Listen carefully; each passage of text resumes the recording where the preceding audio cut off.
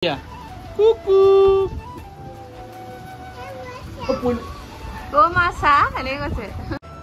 এয়া মই মামাকে প্ৰথমবাৰৰ বাবে কুলাত লৈছো।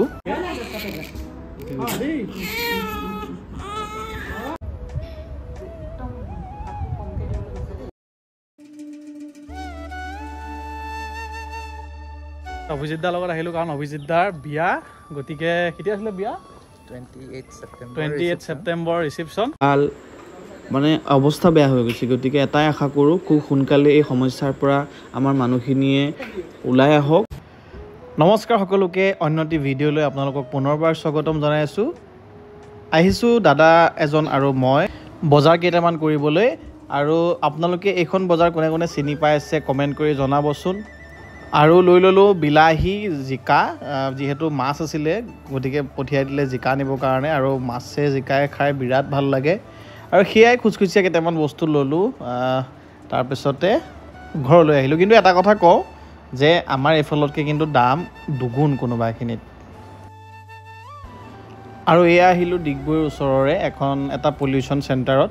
কথাটো এনেকুৱা হ'ল, সেইদিনা দেউতাহঁত মাহঁত এই আঠখেলীয়াৰ পৰা ডিগবৈলৈ আহি থাকোঁতে বাটতে বোলে ডিব্ৰুগড়ৰ ওচৰত কোনোবা পুলিচে পালে, পুলিচৰ পাৰ্টীয়ে পাই পেলাই 10,000 টকা বোলে ফাইন দিয়ক বুলি কৰিবলৈ খুজিছিলে। কেলৈ?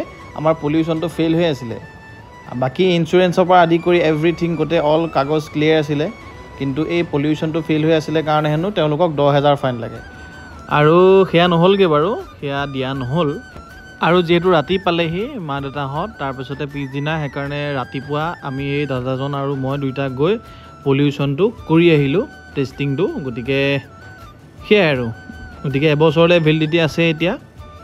আপোনালোকেও পাৰিলে কাগজ পত্ৰবোৰ কৰি থ'ব, ফাইনৰ পৰা বাচি থাকিব। কিন্তু এটা কথা ঠিক, দৰকাৰ হ'লে যিটো একচুৱেল ফাইন হয় সেইটো দিব, নহ'লে এনেই ছাইডলৈ মাতি কোনোবাই ফাইন খুজিলেই ফাইন দি নিদিব। আৰু বাকী গোটেই পৰিয়ালৰ মানুহখিনি লগ হৈছোঁ, গতিকে ভাল লাগিছে যথেষ্ট। গতিকে এতিয়া যাওঁ ব'লক হীৰকহঁতৰ কোৱাৰ্টাৰলৈ। দেখিলে নাই? আইয়া কুকু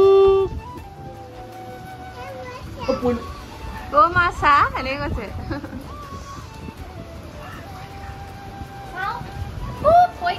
নাই দেই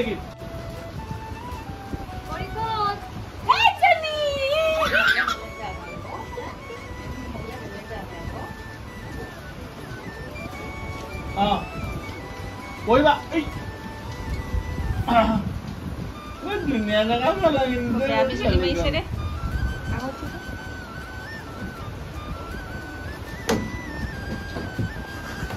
ভয়ো কৰে।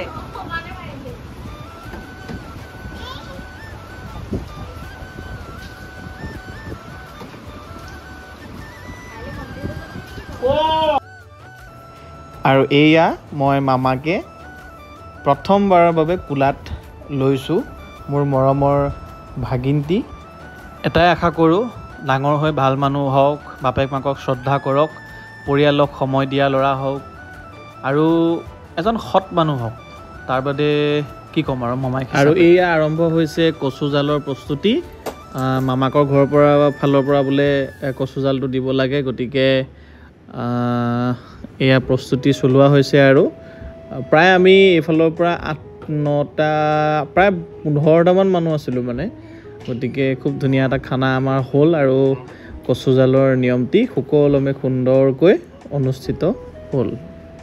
আৰু এই যে মুহা দুটা দেখিছে, সেইকেইটা এটা বহুত মানে পুৰণি কাহিনীনো কি আৰু, আমি গোটেইখিনি যেতিয়া উদয়দা থাকোঁতেই প্ৰথমবাৰৰ বাবে জীৱনৰ অৰুণাচললৈ গৈছিলোঁ। সিহঁতি দুটা বাৰু আগতে যোৱা আছিলে, তেতিয়া অৰুণাচলৰ পৰা আহি থাকোঁতে এই সীমান্তত আৰু যিডোখৰত মানে বৰ্ডাৰ থাকে তাৰ পৰা অলপ আহি পেলাই এনেকৈ মুকলি জেগা এটুকুৰাত মুহা, আকৌ খোৱা পাতি এইবিলাক ধেৰ উলিয়াই থৈছিলে।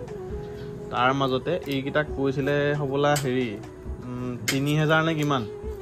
লাষ্টত মই দাম মাৰিলোঁ বিশেষকৈ 1450 টকাত দুইটা মুহা লৈছিলোঁ। এয়া প্ৰায় আজি কিমান দিন হৈছে, আজি 2.5 বছৰমান হৈছে এইকেইটা মুহা। বিৰাট গটগটি একদম বেতৰ, খালি এতিয়া সিহঁতি অলপ কালাৰ কৰি দিলে নতুন লাগিবৰ কাৰণে। আৰু এয়া কচু জালৰ বাবে বস্তু বাহানিবিলাক ৰেডি কৰা হৈছে খালি ভিডিঅ'টোত কচুখিনি উঠোৱা নহ'ল গতিকে উপায় নাই আৰু ভিডিঅ' কৰা নহ'ল কচুখিনি কিবা কিবি হেৰি থাকিলে আমাকৰ ভাগৰ পিন্ধা কিবা এটা দিব লাগে পিন্ধা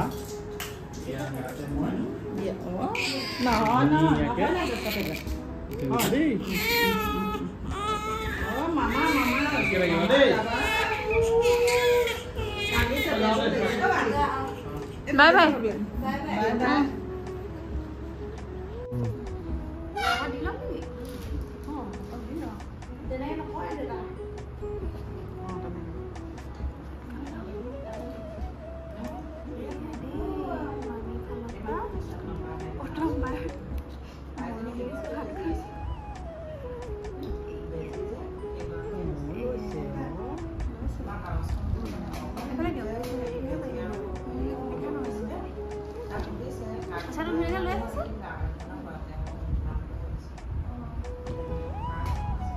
একদম কাপোৰ বেছি পিন্ধিবলৈ কৈছে দেই বেছি দিলে খুব পিন্ধিম ন একদম কাপোৰ কমকৈ দিবলৈ কৈছে দেই